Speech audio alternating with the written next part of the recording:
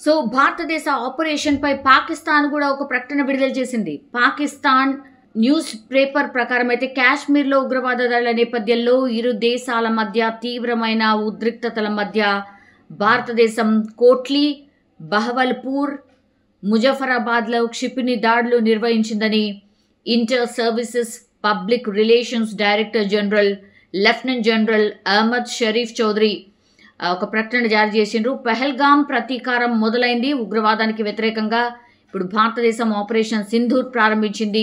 భారత వైమానిక దళం పాకిస్తాన్లోని 9 ప్రదేశాలపై దాడి చేసింది.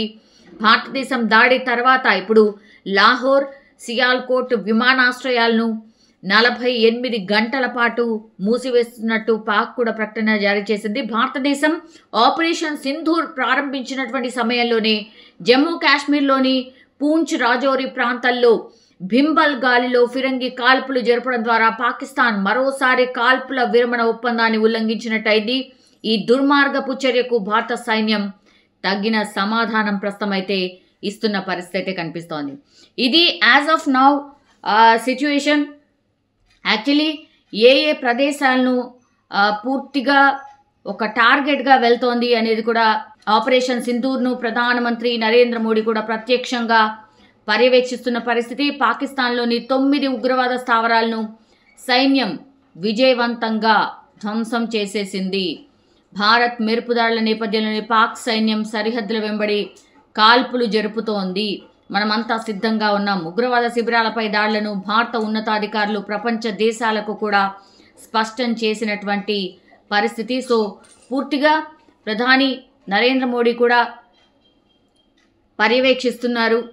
అన్నీ అంటే ఏం జరుగుతోంది ఏంటి అనేది కూడా పర్యవేక్షిస్తున్న పరిస్థితి కనిపిస్తోంది.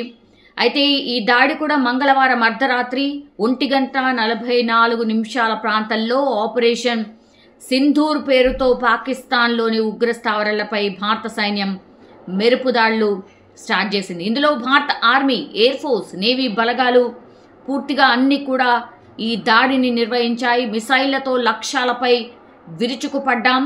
పాక్ ఆక్రమిత కాశ్మీర్తో పాటుగా పాకిస్తాన్లోని ఉగ్ర మౌలిక సదుపాయాలను పూర్తిగా ధ్వంసం చేసేశాం. భారత్పై సీమాంతర ఉగ్రవాదులకు కుట్ర పన్నినట్టు భావిస్తున్న మొత్తం 9 స్థావరాలపై ఆర్మీ దాడులు చేపట్టిన పరిస్థితి అయితే కనిపిస్తోంది. సో ఆపరేషన్ సింధూర్ అనంతరం భారత్ మాతాకి జై పేరుతో పలువురు చాలామంది కేంద్ర మంత్రులు, ప్రముఖులు సోషల్ మీడియాలో పూర్తిగా పోస్టులు పెడుతున్న పరిస్థితి. ఎస్, ఆపరేషన్ సింధూర్ నిజంగా ఇది సక్సెస్. మనకు తెలుసు 26 మంది అమాయకులను ఎప్పుడైతే జమ్మూ కాశ్మీర్లో ఉగ్రవాదులు చంపారో అప్పటి నుంచి కూడా ప్రతీకారంతో రగిలిపోతోంది భారతదేశం.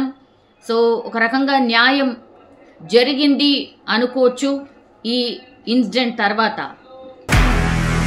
నిజంగా ప్రస్తుతం ఉన్నటువంటి సమాజం దేనికి ప్రయారిటీ ఇస్తుంది?